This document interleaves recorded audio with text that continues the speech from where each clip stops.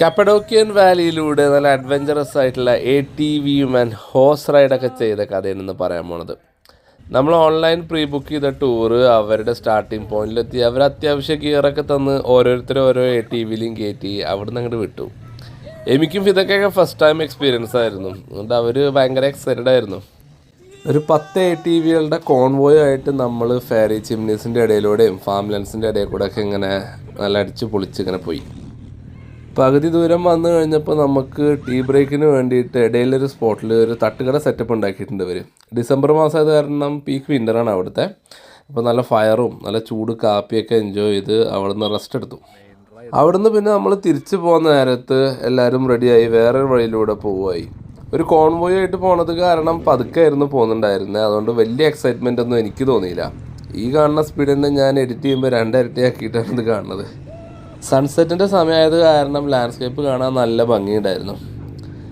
ഇത് കഴിഞ്ഞ് ATV ഒക്കെ അവരുടെ ഓഫീസിൽ കൊണ്ടുവച്ച് അവിടുന്ന് നമ്മൾ അവർ ഹോഴ്സ് റൈഡിങ്ങിന് കൊണ്ടുപോയി.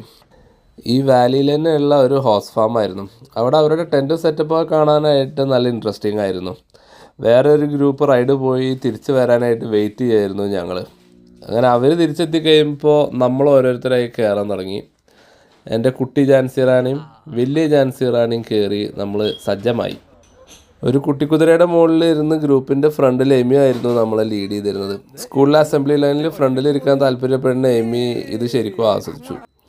അവിടുന്ന് അങ്ങനെ നമ്മൾ തിരിച്ച് ഈ വാലിയിലുള്ള ഫാം ലാൻഡ്സിൻ്റെ ഒക്കെ ഇടയിൽ കൂടെ ഇങ്ങനെ കുണുങ്ങി ഇങ്ങനെ ഓടിച്ചു പോയി. ഞങ്ങളെല്ലാവരും ഇതുപോലെ ഇൻഡിവിജ്വൽ ഹൗസിൻ്റെ പുറത്തിരുന്നൊരു ട്രെയിൽ റൈഡ് പോണ ആദ്യത്തെ എക്സ്പീരിയൻസ് ആയിരുന്നു ഞങ്ങളുടെ. പോണ വഴി ഇങ്ങനെ പല റോക്ക് ഫോർമേഷൻസിനെ പറ്റി അവർ എക്സ്പ്ലെയിൻ ചെയ്ത് തരുന്നതായിരുന്നു. ഇതാണ് അവിടുത്തെ മെയിനായിട്ടുള്ളൊരു പിങ്ക് റോക്ക് ഫോർമേഷൻ. ഇതിൻ്റെ മുമ്പ് കുറച്ച് ഫോട്ടോസൊക്കെ എടുത്തു. അതിനുശേഷം അവിടെ തിരിച്ചു വന്നു. സത്യം പറഞ്ഞു കഴിഞ്ഞാൽ ഈ ഒരു റൈഡ് ഒരു പകുതി ദൂരം കഴിഞ്ഞപ്പോൾ തന്നെ നമുക്ക് ബോറടിക്കാൻ തുടങ്ങി. അത്ര സ്ലോ ആയിരുന്നു. പിന്നെ നമ്മുടെ ഇരിപ്പിടത്തിൻ്റെ പരിപ്പ് ഇളകിയിരുന്നു അവസാനം എത്തിയപ്പോൾ.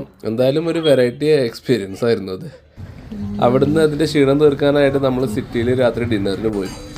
ഫുഡിൻ്റെ കാര്യത്തിൽ കപ്പഡോക്കിയ നല്ല ടർക്കിയിലെ എല്ലായിടത്തും അടിപൊളി എക്സ്പീരിയൻസ് ആയിരിക്കും. നല്ല വെറൈറ്റി ഡിഷസ് ഇത് തന്നെ കണ്ടില്ല. ഒരു ക്ലേ പോട്ടിൽ ഉണ്ടാക്കിയ ബീഫ് കറിയും ബ്രെഡും പിന്നെ വേറെ കുറച്ച് ഐറ്റംസൊക്കെ ഉണ്ടായിരുന്നു. നമ്മൾ ശരിക്കും എൻജോയ് ചെയ്തു. രാത്രി കപ്പഡോക്കിയ ശരിക്കും ലിറ്റപ്പ് ആവും. ഡിസംബർ സമയമായത് കാരണം ന്യൂ ഇയറിൻ്റെ ലൈറ്റിങ്സും കൂടി ഉണ്ടായിരുന്നു. അത് കാരണം രാത്രി കാണാൻ നല്ല ഭംഗിയായിരുന്നു.